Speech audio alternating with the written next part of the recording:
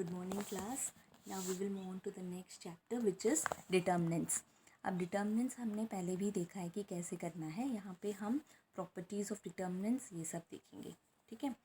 अब determinant जो है ये क्या है? ये order of matrix of order 2 है. तो हम determinant क्या करेंगे? इसका cross multiply AD minus BC ये हमारा डिटर्मिनेंट होगा of order 2. Determinant of matrix order 3. तो हमने क्या किया इसका, जैसे पहले मैंने बताया था plus minus plus minus plus minus plus minus plus, है ना. यहाँ पे हमने हमेशा एक्सपैंडिंग अलोंग द रोज किया. ठीक है, एक्सपैंडिंग अलोंग द रोज मतलब इसी को एक्सपैंड किया. A11 इंटू इनका प्रोडक्ट माइनस इसका प्रोडक्ट माइनस A12 इंटू इसका प्रोडक्ट, इन दोनों का प्रोडक्ट माइनस इनका प्रोडक्ट प्लस A13 फिर इसका प्रोडक्ट माइनस इसका प्रोडक्ट, ऐसे किया है ना. अब हम ये एक्सपैंडिंग अलोंग फर्स्ट रो, हम वैसे ही अगर चाहे तो एक्सपैंडिंग हम सेकेंड रो से भी कर सकते हैं. जैसे कि ये है यहाँ पे, लेकिन क्या प्लस साइन पहले नहीं आएगा, यहाँ पे आएगा माइनस साइन पहले. तो यहाँ पे आएगा माइनस A21. ठीक है, minus A21 into product of इस रो और इस कॉलम को हटा दो, A12 into A33 minus A32 into A13. फिर आएगा हमारा प्लस A22. ठीक है, प्लस A22, ये कॉलम हटा दिया, A11 into A33 minus A31 into A13. Right, अब हम इसको निकालेंगे minus A23 A11 into A32 minus A31 into A12. ठीक है, expanding along the second row. ऐसे ही हम expanding along the first column भी कर सकते हैं. जैसे कि फर्स्ट कॉलम ये है हमारा फर्स्ट कॉलम, तो plus A11 minus A21 plus, तो प्लस माइनस प्लस आएगा. तो पहले हम लिखेंगे प्लस A11 इंटू ये हटाया A22 into A33 minus A32 into A23. अब लेंगे माइनस A21, माइनस A21 के लिए ये रो ये कॉलम हटाया, A11 A12 into A33 minus A32 into A13. अब हम क्या करेंगे, प्लस A31 लेंगे, A12 है ना, A12 into A23 minus A22 into A13. ठीक है, तो expanding along the first column ऐसा होगा. तो अगर जब हम इसको मल्टीप्लाई करेंगे ना सारा, तो सारे थिंग इक्वली होगा.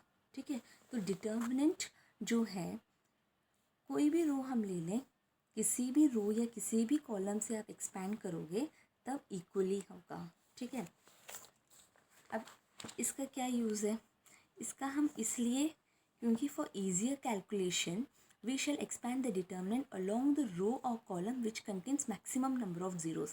जब ये आप डिटर्मिनेंट निकालना हो कोई, तो आप सबसे पहले क्या देख सकते हो कि कौन से रो या कौन से कॉलम में बहुत सारे ज़ीरोज़ हैं. जहाँ पे ज़्यादा ज़ीरो हो उस कॉलम या उस रो से अगर तुम एक्सपैंड करोगे तो इजीली डिटर्मिनेंट फाइंड कर सकते हो. ठीक है, अब जैसे कि ये है, find example determinant of 1 2 4 minus 1 3 0 4 1 0. अब यहाँ पे मैंने देखा कि कॉलम इसमें कोई ज़ीरो नहीं, इसमें 1 0 है, इसमें 1 0 है, इसमें इस कॉलम में 2 ज़ीरोज़ हैं. तो मैं क्या कर रही हूँ, इसको अलोंग थर्ड कॉलम में एक्सपैंड करती हूँ. तो ये हो जाएगा plus minus plus minus plus minus plus minus plus, है ना. तो यहाँ पे प्लस 4 आएगा, 4 आया, डिटर्मिनेंट माइनस 1 3 4 1. ठीक है, माइनस 0, ज़ीरो का प्रोडक्ट हमेशा ज़ीरो ही होता है, तो ज़ीरो लिया, 1 2 4 1. ठीक है, प्लस 0 हुआ, 1 2 माइनस 1 3, है ना, ये वाले ज़ीरो 1 2 माइनस 1 3. जब मैंने इसको एक्सपैंड किया तो क्या मिला, ये दोनों ज़ीरो हो गए. इसको एक्सपेंड किया 4 into minus 1 into minus 1 minus 12 minus 13. So 4 into minus 13 equal to minus 52. ठीक है, इस तरीके से हम डिटर्मिनेंट्स फाइंड आउट कर सकते हैं. किसी भी रो या किसी की कॉलम से हम एक्सपैंड करके निकाल सकते हैं डिटर्मिनेंट की वैल्यू. ओके,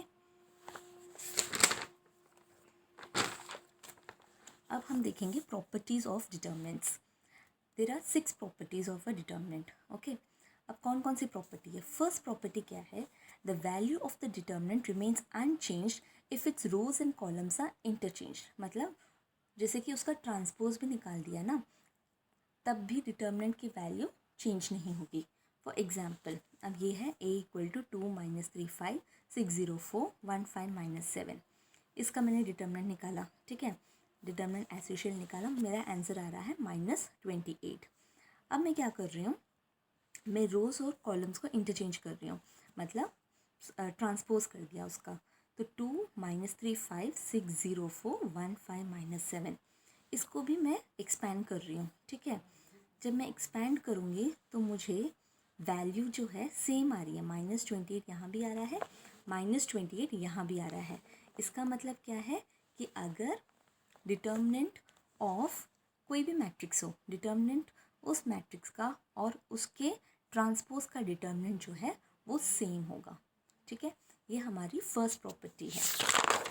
सेकंड प्रॉपर्टी क्या है, हमारी सेकंड प्रॉपर्टी ये है, if any two rows of a determinants are interchange then the sign of the determinant changes, ठीक है। अगर मैंने, जैसे कि ये है, अब मैंने डिटर्मिनेंट, उसी डिटर्मिनेंट को लिया, उसी को 2 - 3 5 6 0 4 1 5 - 7, तो मेरा डिटर्मिनेंट आया -28, जो हमने पहले कर दिया। अब मैं इसका क्या कर रही हूँ, इस डिटर्मिनेंट को A1 डिनोट कर रही हूँ, A1। अब इसको मैं क्या कर रही हूँ, अब मैंने दो रोज रो 1 और रो 2 को इंटरचेंज कर लिया, ठीक है। ये हो गया 6 0 4 2 - 3 5 1 5 - 7।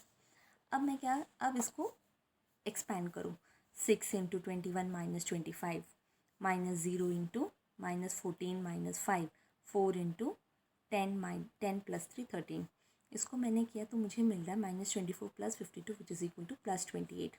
तो यहाँ पे डिटर्मिनेंट क्या था, -28, और जब मैं रोज़ को इंटरचेंज कर रही हूँ तो मुझे मिल रहा है +28, ठीक है। तो इसका मतलब क्या है कि जब भी इफ़ एनी टू रोज़ और कॉलम्स, कोई टू रोज़ या कॉलम्स को भी तुम इंटरचेंज करोगे तो जो साइन है डिटर्मिनेंट का वो चेंज हो जाएगा, ठीक है। अब ये है थर्ड, ये वाली प्रॉपर्टी ज़्यादा यूज़ भी होती है। If any two rows of a column determinant are identical then the value of the determinant is 0।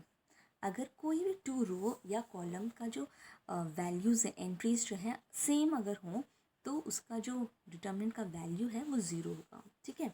अब ये है 3 2 3 2 2 3 3 2 3। अब देखो, ये रो 1 और रो 3 जो है वो आइडेंटिकल है ना, दोनों बिल्कुल सेम है। तो अगर तुम इसको एक्सपैंड भी करोगे तो 3 × 6 - 6 2 × 6 - 9 + 3 × 4 - 6, इसको सॉल्व करोगे तो क्या मिल रहा है, 0 + 6 - 6 विच इज़ इक्वल टू 0। तो डिटर्मिनेंट क्या हो रहा है, 0 हो रहा है, ठीक है। तो इसको एक्सपेंड करने की बिल्कुल ज़रूरत ही नहीं है। अगर जस्ट तुम देखो कि दो रोज सेम है तो इसका मतलब ये आइडेंटिकल है, डिटर्मिनेंट जो है वो 0 होगा, ठीक है। अब फोर्थ प्रॉपर्टी क्या है, if each element of a row of a determinant is multiplied by a constant then its value gets multiplied by k। अगर कोई भी कांस्टेंट k से, सपोज ये है, देखो एक डिटर्मिनेंट है, ठीक है, 1 0 1, इसको मैंने एक्सपैंड किया तो मुझे मिल रहा है 4। अब इस डिटर्मिनेंट में मैंने क्या किया, एक रो में एक कांस्टेंट से मल्टीप्लाई कर दिया, वो कांस्टेंट क्या है, 2 से मैंने मल्टीप्लाई कर दिया, तो 2 × 1 2 × 0 2 × 1, ठीक है। तो ये क्या हो जाएगा, ये हो जाएगा हमारा 2 0 2 0 1 2 0 0 4, ठीक है। तो अब अगर मैं इसको एक्सपैंड करूँ तो मुझे क्या मिल रहा है, 2 × 4 - 0 -0 + 2 × 0 - 0, तो मुझे मिल रहा है 8, है ना। तो यहाँ देखो 8 है, ए हमारा जो मैट्रिक्स डिटर्मिनेंट है A1 इक्वल टू 8 है ना। और हमारा which can be written as, हमारा डिटर्मिनेंट ए क्या आया, 4 आया, और यहाँ पे स्केल कौन सा कांस्टेंट है, 2 है, तो 2 × डिटर्मिनेंट ए, राइट। तो वही यहाँ पे बोल रहे हैं कि if each element of a row और a column of a determinant is multiplied by a constant, अगर किसी भी कांस्टेंट से अगर एक डिटर्मिनेंट को मल्टीप्लाई कर दिया तो हमें क्या मिलेगा, उसको हम बाहर निकालोगे तो that would be 2 into determinant A. ठीक है, फॉर एग्जाम्पल ये देखो 102, 18, 36, 134, 17, 36। अब 102, 18, 36 इन सब में 6 कॉमन है। ठीक है, तो मैं इसको ऐसे लिख सकती हूँ 6 इंटू 17, 6 इंटू 3, 6 इंटू 6, 134, 17, 36 है ना। अब इसमें से मैं ना जो कांस्टेंट 6 है इसको मैं बाहर निकाल सकती हूँ। उसका मतलब यही है कि अगर हम इसको अंदर से उसको बाहर भी निकाल दो तो सेम ही होगा। तो ये हो जाएगा 6 इंटू 17, 36, 134, 17, 36। अब इसकी वैल्यू क्या हो जाएगी? इसकी वैल्यू होगी 0, क्योंकि ये रो 1 और रो 3 जो है ये आइडेंटिकल है ना। तो इस वजह से ये डिटर्मिनेंट 0 हो जाएगा। 6 इंटू 0 इज इक्वल टू 0। ठीक है, अगर कोई कांस्टेंट एक रो को एक कांस्टेंट से मल्टीप्लाई हो रहा है, ठीक है, कॉमन अगर एक कांस्टेंट है तो उसको हम बाहर निकाल सकते हैं। ठीक है, उस कांस्टेंट को हम बाहर निकाल के ऐसे लिख सकते हैं। ठीक है,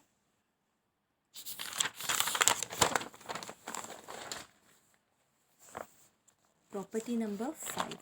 प्रॉपर्टी 5 क्या कह रही है? इफ सम और all element of a row or column of a determinant are expressed as a sum of two or more terms, then the determinant can be expressed as sum of two or more determinants. ठीक है, कुछ elements, अगर कुछ elements of a row जो है, sum all elements of a row और column of a determinant अगर are expressed as sum of two और मोर टर्म्स, ठीक है, तो हम उसको डिटर्मिनेंट को एक्सप्रेस कर सकते हैं as a sum of two और मोर डिटर्मिनेंट्स लाइक दिस। जैसे कि ये है, ठीक है, ये डिटर्मिनेंट है a1 plus lambda 1, a2 plus lambda 2, a3 plus lambda 3, b1 b2 b3, c1 c2 c3। इसको हम कैसे एक्सप्रेस कर सकते हैं? इसको ऐसे लिख सकते हो a1 a2 a3 b1 b2 b3 c1 c2 c3 plus, ठीक है, can be expressed as the sum of two और मोर डिटर्मिनेंट। तो प्लस क्या करेंगे इसको, किससे प्लस प्लस, यहाँ पे क्या आ जाएगा lambda 1 lambda 2 lambda 3 b1 b2 b3 c1 c2 c3। Okay, अगर एक डिटर्मिनेंट जो है एक कुछ रोज या जैसे 1 रो है, इस रो को सम ऑफ 2 टर्म्स में स्प्लिट किया गया है, ठीक है, सारी रो को सम ऑफ 2 टर्म्स स्प्लिट किया गया हो, तो हम इसको कैसे लिख सकते हैं? इसको हम अलग अलग करके सम लिख सकते हैं। तो a1 b1 c1 a2 b2 c2 a3 b3 c3 ऐसे कर दिया। प्लस दूसरा डिटर्मिनेंट क्या होगा? Lambda 1 b1 c1 lambda 2 b2 c2 lambda 3 b3 c3। Okay, for example हमें एक्सप्रेस करना है show that a plus 2x x b plus 2y y c plus 2z z equal to 0। ये determinant जो है वो 0 है। तो पहले तो हम इसको, जैसे यहाँ सम ऑफ 2 टर्म्स एक्सप्रेस किया है, तो हम सम ऑफ 2 डिटर्मिनेंट्स एक्सप्रेस कर सकते हैं। तो कैसे करेंगे? a b c c x y z, यहाँ पे प्लस a b c, यहाँ पे क्या हो जाएगा 2x 2y 2z x y z, है ना। अब देखो ये जो है 2 रोज जो है आइडेंटिकल है, इस वजह से ये 0 हो जाएगा। यहाँ पे 2 2 2 पूरे रो में कॉमन है, तो उसको 2 बाहर निकाल दिया। 2 into a b c x y z। अब दोनों रोज सेम हो गए तो ये भी 0, तो 0 plus 0 equal to 0। Okay, last property, if to each element of any row or column of a determinant the equimultiples of corresponding element of other rows are added, then value of the determinant remains the same। इसका मतलब क्या है? अगर ये एक determinant है, ठीक है, ये दिया है a1 a2 a3 b1 b2 b3 c1 c2 c3, ये एक डिटर्मिनेंट है। अब इसको क्या कर दिया इन्होंने, if each element of any row और कॉलम ऑफ अ डिटर्मिनेंट, इसको इस रो में इस रो के हर एलिमेंट में, ठीक है, क्या कर दिया उन्होंने, equi multiple of corresponding element of other row are added.